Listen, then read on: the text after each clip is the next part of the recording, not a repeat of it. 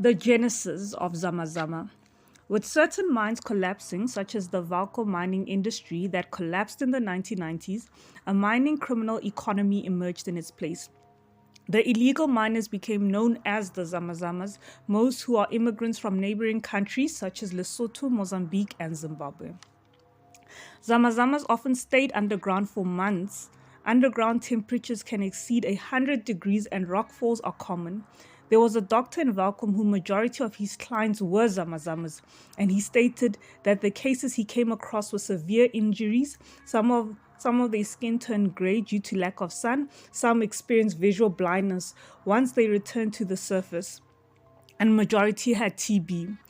The Zamazamas are controlled by powerful syndicates which launder gold into legal supply chains. The gold is melted down into new forms, which makes it difficult to trace whether it is a wedding ring, a cell phone circuit, or investment coin. There is a high probability that it was mined by the Zamazamas.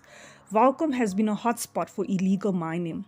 In a Welkom mine, there has been 700 bodies of Zamazamas that have been found. However, many of the deaths are not reported and many of the bodies remain below ground till today.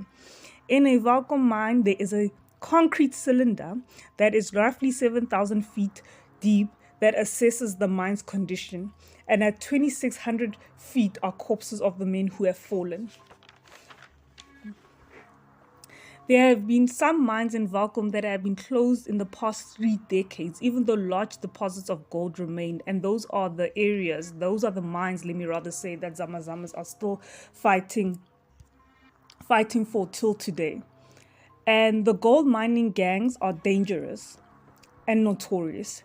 They have an informal army that guards the turf on the surface and underground. In Welkom, getting underground becomes impossible without paying protection fee to the criminal groups in charge.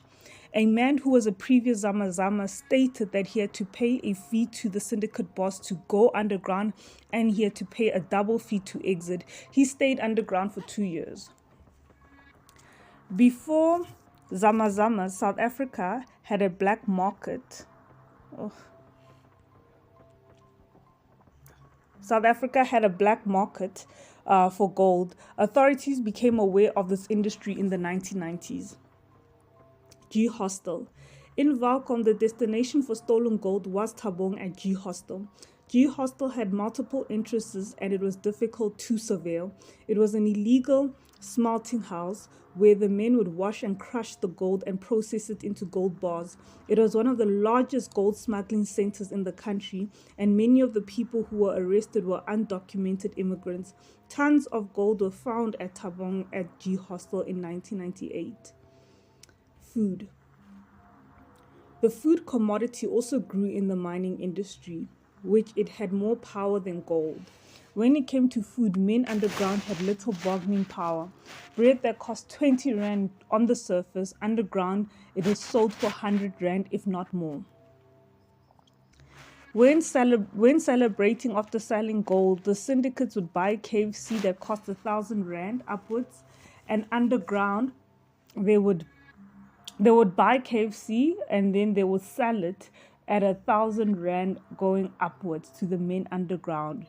A decade ago, one KFC in Welkom was supplying so much food to the gold syndicates that customers would avoid buying there due to the orders taking forever or meat being undercooked. The police contacted the owner, who agreed to notify them whenever large orders came through, so that the police can track the syndicate bosses. Zamazama economy. Outside of extracting gold, there are other jobs done underground illegally, such as welding. And till today, all over in South Africa, Zamazamas are still fighting for abandoned mines. So actually, Zamazamas, more than anything, they target our abandoned mines.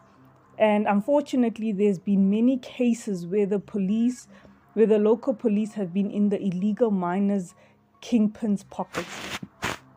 South Africa was once the largest gold supplier, but now it's ranking at number 10 due to the illegal mining activities.